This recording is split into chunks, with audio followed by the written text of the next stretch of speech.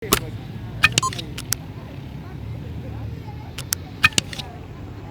wartawan Serambi yang kalian senyum di dalam.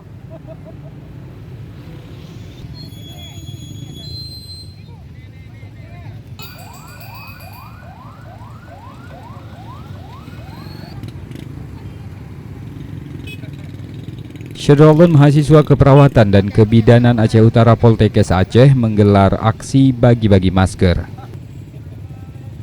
Kegiatan terpusat pada 3 lokasi, yakni di Taman Riyadah Kota Lok Semawe, kawasan Syamtalira Bayu Aceh Utara, kemudian di lingkungan kampus Bukit Rata Lok Semawe.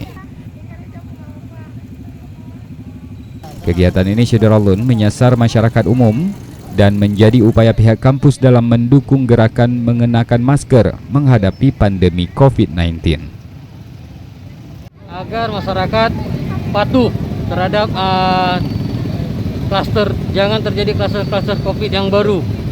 Baik masyarakat di dalam bekerja, keluar rumah, bepergian, tetap jaga jarak, tetap waspada akan bahayanya pandemi COVID. Total masker yang kita bagi berapa, Pak? Total yang kami peroleh masker 3.000 masker, Pak.